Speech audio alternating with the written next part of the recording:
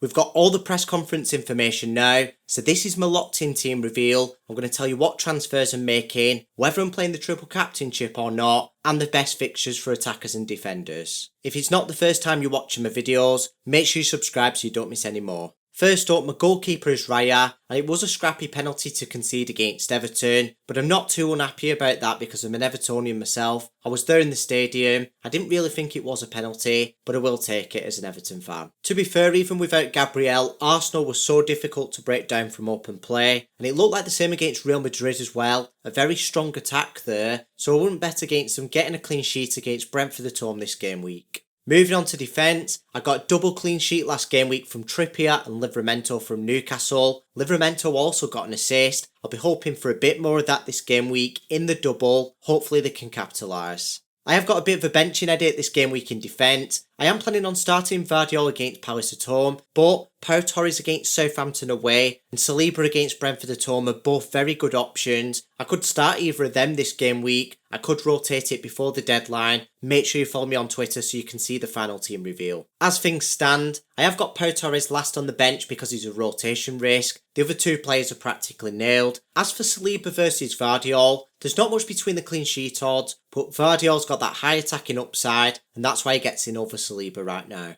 We might as well finish the bench off whilst we're at it. Areola faces Liverpool away this game week. He doesn't get much more difficult than that, but then it's Southampton at home next game week and it doesn't get much easier than that, and that's when I plan on bench boosting. Foden's going to have to go on the bench this game week. He only got 57 minutes last game week, no minutes the game week before that, and he's not had any decent minutes for a while now, so therefore I don't think he's worth risking. I'm really hoping that he does get the minutes in double game week 33. I am planning on bench boosting, so I've got absolutely no cover to step in for him. If he plays this game week I will feel a bit more reassured, but obviously if he doesn't, I might have to consider selling him. Before we move on to the attackers, let's take a look at the fixtures from a defensive perspective. It goes without saying that Palace and Newcastle players are practically essential, especially Palace who have 4 fixtures in the next 2 game weeks, but if you're not on free hit game week 34, then Newcastle are just as important. If I was going for a defender from either of these teams this game week, I'd be going for a Newcastle defender. That's because Palace have 4 games in 2 game weeks, which means there's a higher ceiling there to be achieved, and attackers are more likely to hit that higher ceiling than defenders. If money's no issue, I'd go for the most attacking defender, which is Trippier. Livramento's still attacking, and he does save 1 mil, so if money is an issue, you could still go for him. If you're going to go for a Palace defender, it's got to be Munoz. If you need to buy a double game week goalkeeper, I think both of them are fine. Personally, I'd go for Henderson because he's a bit cheaper than Pope.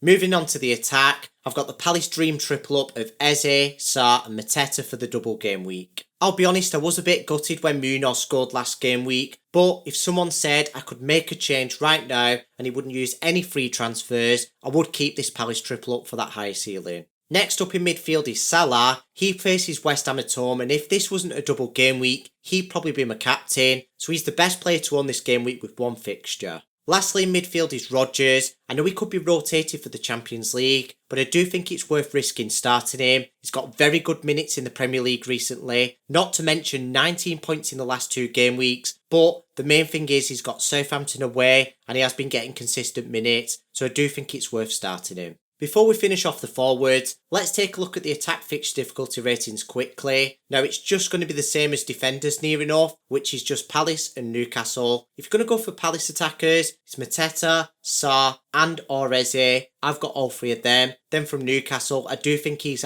quite essential right now, and the other attacker I consider from Newcastle is Murphy. My penultimate player is Marmoush, who got 90 minutes again last game week. Unfortunately, he didn't score or assist, but over the next 2 game weeks, I do expect him to get 1 or 2. That's in 3 fixtures. Palace at home this game week, then a double, and he's a 90-minute City man up front for just 7.4 mil, who might even be on pens. There is about to be a spoiler, so if you've not already watched my best captain video, make sure you go and watch it now, then come back to this point in the video. If you're still listening, you'll know that Isak's not only going to be my captain this game week, but he's going to be my triple captain. I'm on bench boost game week 33, free hit game week 34, and the plan is to roam a free transfer, so ahead of the double game week 33 bench boost, I'll have 2 free transfers. If you want to see more content like this, make sure you subscribe, and if you want exclusive content, head over to my Patreon.